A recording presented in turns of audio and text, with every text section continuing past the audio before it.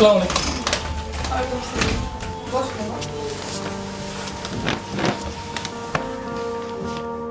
তোমার সাথে ফোনে কথা হয়েছিল তাই না? জি আন্টি। তোমার বাসা কোথায়? জি আন্টি, বোর্ড বাজার, গাজীপুর। তো ওখান থেকে আসতে হলে তো তোমার লেট হয়ে যাবে না? না আন্টি, সমস্যা নেই, আমি তো রেগুলারই ওখান থেকে সেই ভার্সিটিতে ক্লাস করি, সো আই গেস লেট হবে না। আচ্ছা, তো তোমার স্টাডি ব্যাকগ্রাউন্ড কি? জি আন্টি, আমি Uttara high school and college থেকে এসএসসি এবং এসএসসি পাস করেছি। এখন আমি আইবিএডিতে বিবিএ নিয়ে পড়তেছি। ও আচ্ছা, তো তোমার এসএসসি এইচএসসি রেজাল্ট কি? জি আন্টি, দুটোতে জিপিএ 5 ছিল। তাহলে তো তুমি ভালো স্টুডেন্ট। জি আন্টি, মোটামুটি ভালোই। বাবা, আমার ইম্পর্টেন্ট একটা কল আসছে, তুমি তোমার আঙ্কেল সাথে তুমি কথা বলতো। আচ্ছা, তুমি জানি কোন ভার্সিটিতে পড়ো বললা? জি আঙ্কেল, আইবিএডি। ওটা আচ্ছা, কাল তুমি তোমার এসএসসি আর এইচএসসি সার্টিফিকেটগুলো নিয়ে আসো, আমি যাচাই বাছাই করে দেখি, তারপর তোমাকে আমি জানাবো যে তুমি তাকে পড়াবা নাকি পড়াবা না। আঙ্কেল, সার্টিফিকেট কেন লাগবে? আমি তো রেজাল্টের ব্যাপারে সব কিছু বললাম, এরপরেও সার্টিফিকেট কেন লাগবে? তুমি যে সত্য বলছো তার প্রমাণ কি?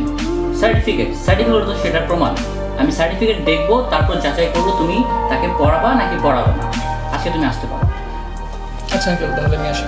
আসসালামু আলাইকুম।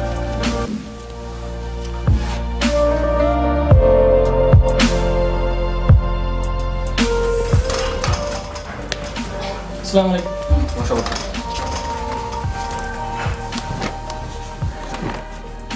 তোমাকে যেটা নিয়ে আসতে বলেছিলাম কালকে এনেছো?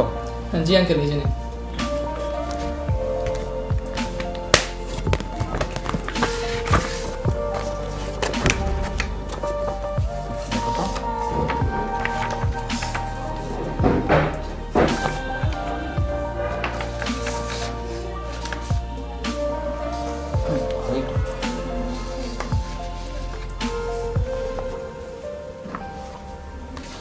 আরে বাহ, তোমার রেজাল্ট তো খুবই ভালো। কালকে থেকে তুমি পড়ানো শুরু করো। থ্যাংক ইউ আঙ্কেল আপনার প্রশংসার জন্য, কিন্তু আমি আপনার বাচ্চাকে পড়াবো না, সরি। কেন কেন পড়াবো না? আঙ্কেল, কালকে যখন আমি আমার রেজাল্ট বললাম তখন আপনারা আমার মুখের কথা বিশ্বাস করেননি। আজকে আমার সার্টিফিকেট দেখে আপনারা আমার রেজাল্ট বিশ্বাস করলেন। যেখানে আমার মুখের কথা কোনো মূল্য নেই, সেখানে আমি জীবনও পড়াবো না। আমাকে মাফ করবেন, আই এম সরি। তো তুমি কি বলতে চাচ্ছ সার্টিফিকেট দেখাটা আমাদের ভুল?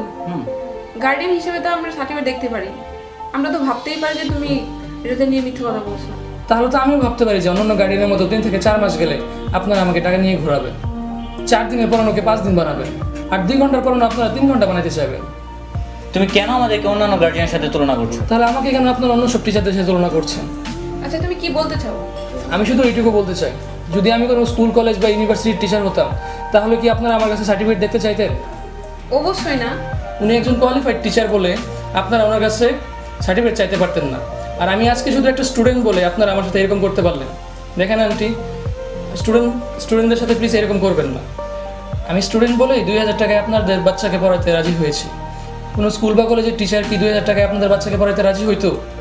অবশ্যই হইতো না। আর আপনারা আমাদের মতো স্টুডেন্টদের দিয়ে যেভাবে পড়াতে পারবেন, আপনাদের কি মনে হয় যে কোনো টিচারকে দিয়ে, কোনো স্কুল বা কলেজের টিচারকে দিয়ে আপনারা এমনভাবে পড়াতে পারবেন? আচ্ছা, আমি যে ওই দিন আপনাদের বাসায় আসলাম, আমাকে তো আপনারা 1 গ্লাস পানি অফার করলেন না কেন? আমি কোয়ালিফাইড টিচার নই বলে? আচ্ছা বাবা, শুনো। নামটি থাক, আপনি আর কিছু বলবেন না। আমার সার্টিফিকেট দেখে যদি আপনাদের আমার রেজাল্টের কথা বিশ্বাস করতে হয়, তাহলে আমি পড়াবো না। আর আপনার এই প্রথম না যারা আমার কাছে সার্টিফিকেট দেখতে চেয়েছে, এর আগে অনেক গার্ডিয়ান সার্টিফিকেট দেখতে চেয়েছে, আমি কারো বাচ্চাকে পড়াইনি, সো আমি আপনাদের বাচ্চাকেও পড়াবো না। আসি আমি আন্টি, যদি আমি ভুল কিছু বলে থাকি তাহলে প্লিজ আমাকে ক্ষমার দৃষ্টিতে দেখবেন।